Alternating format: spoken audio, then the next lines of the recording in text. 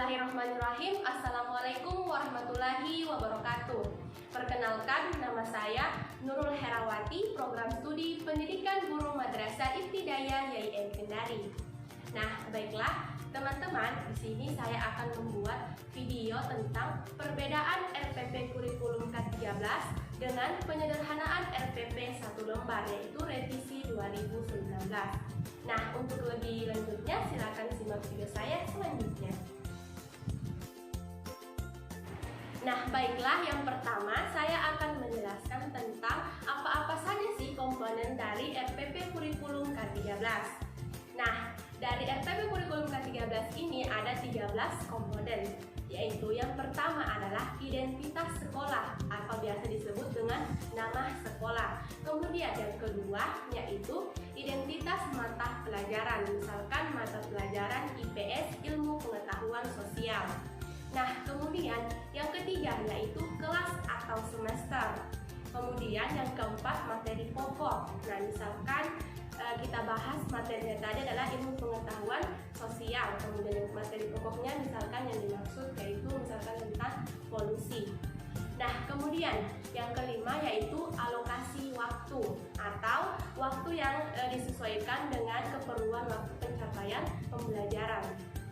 Kemudian yang keenam yaitu tujuan pembelajaran. Nah, tujuan pembelajaran ini yaitu sesuatu yang akan dicapai dalam proses pembelajaran. Nah, kemudian yang ketujuh ada kompetensi dasar dan indikator pencapaian kompetensi. Nah, selanjutnya yaitu materi pembelajaran. Dalam kurikulum ke-13 ini materi pelajarannya itu diterapkan dalam RPP. Selanjutnya ada metode pembelajaran. Nah, kemudian metode pembelajaran ini bukan hanya metode saja, tetapi ada model dan pendekatan yang akan kita gunakan dalam proses pembelajaran. Kemudian ada media.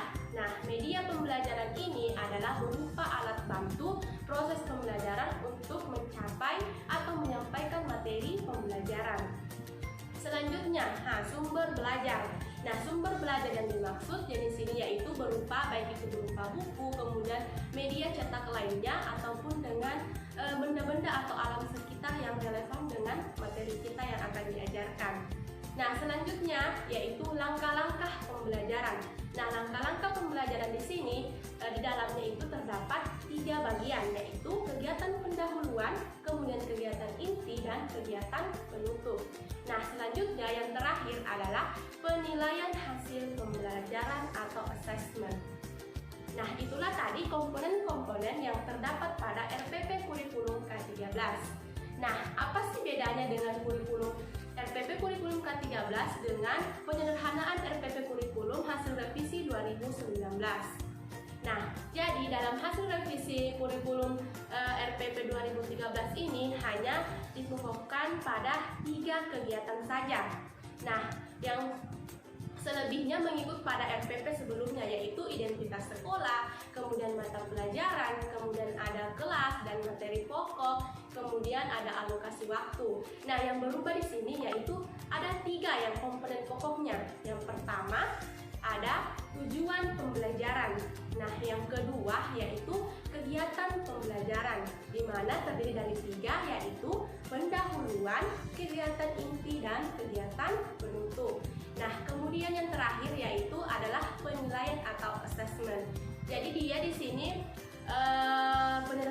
penyederhanaannya itu hanya terdiri dari 3 pokok komponen saja. Nah, sesuai dengan Surat Edaran Mendikbud nomor 14 tahun 2019 tentang penyederhanaan RPP ini, Menteri Pendidikan Nadiem Makarim ini menyederhanakan RPP tersebut, yaitu ditujukan untuk seluruh kepala dinas pendidikan provinsi dan kabupaten ataupun kota seluruh Indonesia. Jadi ini berlaku untuk seluruh Indonesia. Nah, kenapa sih ada penyederhanaan RPP? Nah, alasan yang paling kuat adalah seperti yang kita ketahui bahwasannya guru sangat disibukkan dengan sistem administrasi untuk proses belajar mengajar, di mana yang akan dibahas di sini yaitu tentang administrasi RPP, rencana pelaksanaan pembelajaran.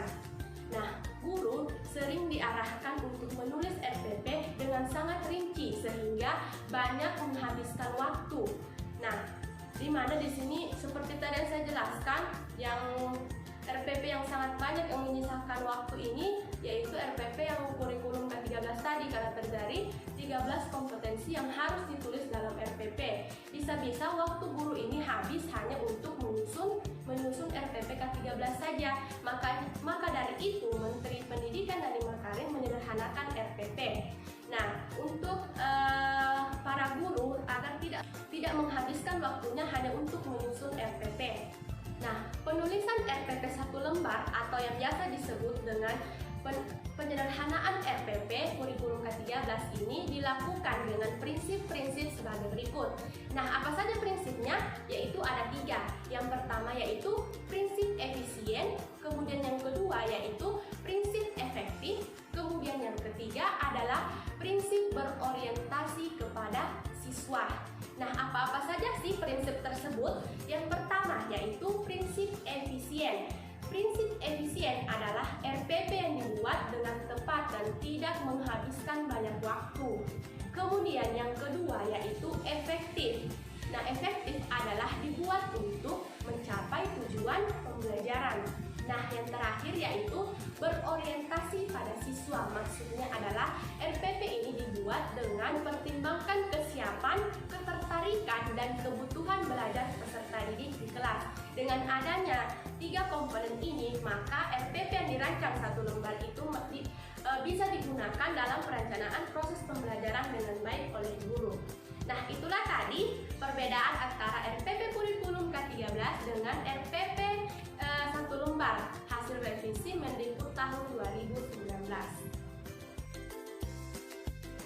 Nah, selanjutnya saya akan menjelaskan materi tentang PJOK di Madrasah Ibtidaiyah atau sekolah dasar pada kelas 6. Materi yang akan saya bawakan yaitu teknik dasar bola voli. Nah, untuk lebih jelasnya silakan simak video saya selanjutnya. Bismillahirrahmanirrahim. Assalamualaikum warahmatullahi wabarakatuh. Selamat pagi anak-anak. Oke, apa kabar hari ini? Alhamdulillah ya, baik, kita masih diberikan kesehatan sehingga kita dapat melaksanakan pembelajaran kita pada pagi hari ini. Nah, sebelum kita masuk pada materi, silakan untuk ketua kelasnya untuk memimpin doa sebelum belajar. Amin. Oke, dengarkan namanya ya, Ibu absen dulu. Siapa yang tidak hadir pada pagi hari ini? Hadir semua, alhamdulillah.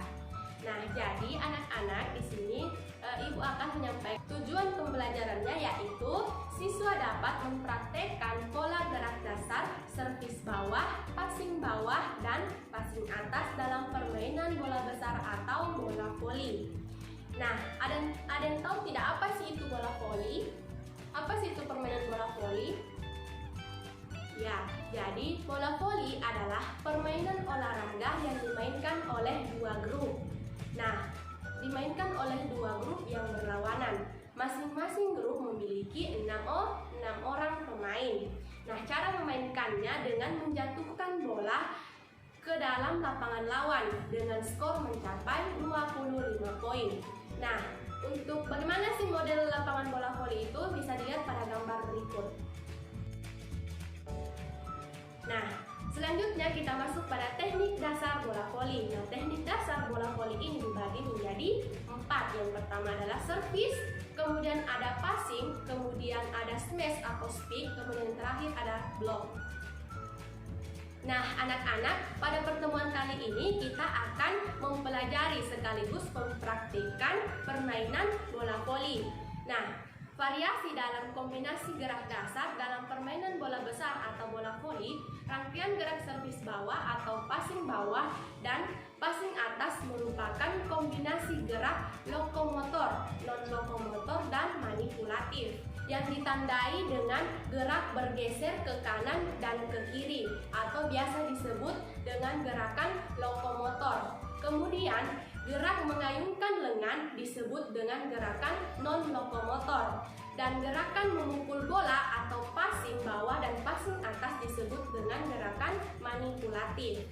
Nah, bagaimana langkah-langkah kegiatan untuk mempraktekkan permainan bola voli? Yang pertama yaitu anak-anak sekalian harus menggunakan seragam olahraga atau sepatu olahraga. Kemudian berdoa sebelum melakukan kegiatan. Kemudian lakukan pemanasan atau olahraga kecil. Nah, selanjutnya lakukan gerakan first service bawah, passing bawah dan passing atas dengan menggunakan bola voli. Nah, yang terakhir yaitu akhiri kegiatan praktek dengan mendinginkan dan berdoa. Pendinginan yang dimaksud sini pendinginan kecil-kecilan ya. Nah, selanjutnya apa sih atau alat apa yang digunakan dalam permainan bola voli? Yaitu tentunya bola karet atau bisa juga menggunakan bola plastik. Kalau tidak ada bola plastik, bisa juga menggunakan gulungan-gulungan kertas ya. Nah, itu bisa digunakan untuk mempraktekkan permainan bola voli.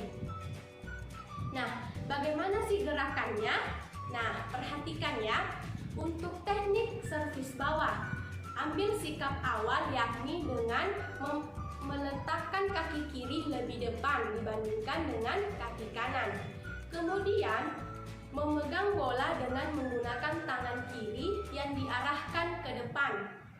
Nah, selanjutnya bola voli yang ada di tangan kiri dilambungkan ke atas dan kemudian tangan kanan yang sudah siap pada posisi untuk mengepal kemudian memukul tepat pada bagian bawah bola. Bisa dilihat pada gambar berikut. Nah, selanjutnya teknik passing bawah. Berdiri dengan membuka kedua kaki selebar bahu. Kemudian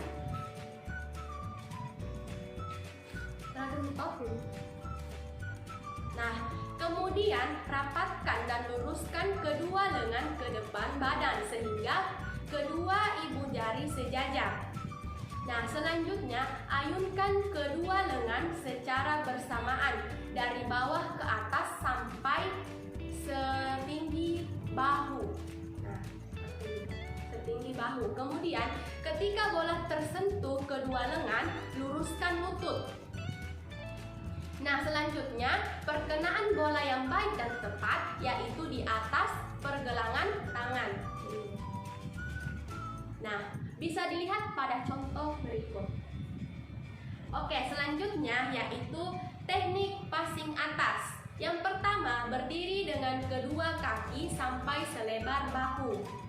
Selanjutnya, tangan diangkat dan lengan sedikit ditekuk, serta buka lebar-lebar jari-jari tangan dengan renggang sehingga membentuk seperti mangkuk. Nah, selanjutnya ketika bola menyentuh jari-jari, tegangkan jari supaya bola bisa memantul dengan baik. Kemudian lalu dorong dengan menggerakkan pergelangan tangan. Untuk selanjutnya diikuti dengan meluruskan siku. Nah, bisa dilihat pada contoh berikut. Nah, anak-anak, itulah teknik dasar permainan bola voli. Nah, jadi tugas anak-anak sekalian silahkan pelajari materinya, kemudian praktekkan apa yang ibu telah sampaikan tadi dengan contoh-contoh gerakan tersebut. Nah, untuk tugasnya buat video praktek kemudian dikirimkan kepada ibu ya. Oke, jika ada yang tidak dimengerti silakan dipertanyakan. Baik, Sarah sudah mengerti semua ya. Nah, siapa yang bisa menyimpulkan materi kita pada pagi hari ini? Oke, jadi ibu sendiri yang akan menyimpulkannya. Jadi materi kita pada hari ini yaitu permainan bola voli, di mana permainan bola voli ini terdiri dari 2 grup. Nah, masing-masing grupnya itu terdiri dari 6 orang. Nah, cukup sekian materi kita pada pagi hari ini. Ibu akhiri dengan ucapan wabillahi taufiq wal hidayah. Wassalamualaikum warahmatullahi wabarakatuh.